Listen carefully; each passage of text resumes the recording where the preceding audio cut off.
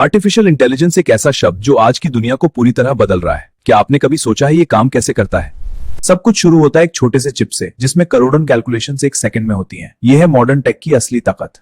दुनिया भर का डाटा, सारी किताबें और सारी जानकारी अब एक डिजिटल दिमाग में समाई हुई है। इसे ही हम मशीन लर्निंग कहते हैं।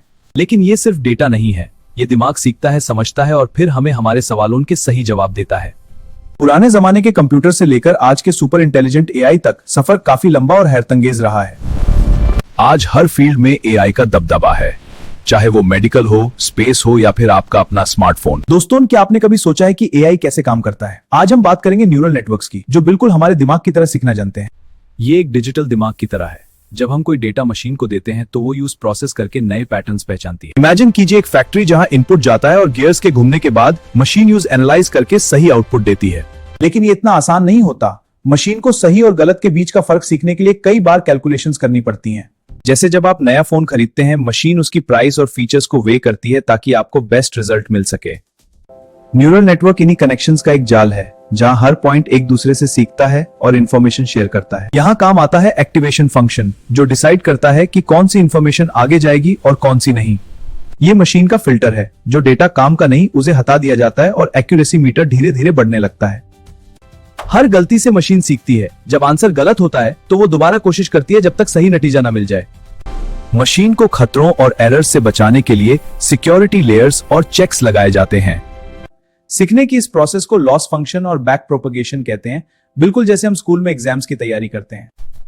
जब गलती होती है तो पेनल्टी गिरती है। एरर मीटर बता देता है कि हम टारगेट से कितना दूर हैं। अब मशीन अपने दिमाग के कनेक्शंस को एडजस्ट करती है ताकि अगली बार एरर कम हो। इसी एडजस्टमेंट को बैक प्रोपगेशन कहते हैं। ये एआई का सबसे बड़ा सीक्रेट है जो उसे इंटेलिजेंट बनाता है। इसी तरह एआई अलग अलग लैंग्वेजेस और कॉम्प्लेक्स प्रॉब्लम्स को समझना शुरू कर देता है। प्रोग्रामिंग लैंग्वेजेस जैसे पाइथन और मैथ के फॉर्मूलाज मिलकर इस जादू को हकीकत बनाते हैं। न्यूरल नेटवर्क की ताकत की कोई हद नहीं, लेकिन इसे कंट्रोल करना और सही डायरेक्शन देना जरूरी है। ये मशीन अब आवाज पहचान सकती है, ट्रांसलेट कर सकती है और इंसानों की तरह बात भी कर सकती है। Yes, may be. Chat GPT जैसे बड़े मॉडल्स इसी टेक्नोलॉजी पर बेस हैं, जो सेकंड्स में आपके सवालों का जवाब देते हैं। तो क्या आप तैयार हैं एआई की इस दुनिया में अपना पहला कदम रखने के लिए? शुरुआत आज से कीजिए। लेकिन कहानी यहाँ खत्म नहीं होती। पार्ट 2 में हम जानेंगे कि गूगल और बड़ी कंपनीज इसे कैसे यूज करती हैं। डेटा स्टोरेज और प्रोसेसिंग पावर की वजह से आज एआई हर घर तक पहुंच चुका है। बेस्ट पार्ट, इनमें से बहुत से टूल्स बिल्कुल फ्री हैं, बस जरूरत है एथिक्स और सही दिमाग के साथ यूज करने की। प्राइवेसी और सिक्योरिटी सबसे ऊपर है। सिर्फ 1% लोग ही इसकी गहराई को समझते हैं। क्या आप उनमें से एक बनना चाहेंगे? एआई एक सोने की खान है, लेकिन यहाँ जल्दबाजी नहीं बल्कि सीखने की भूख काम आती है। टेक्निकल स्किल्स के साथ साथ एम्पैथी और क्रिएटिविटी भी जरूरी है।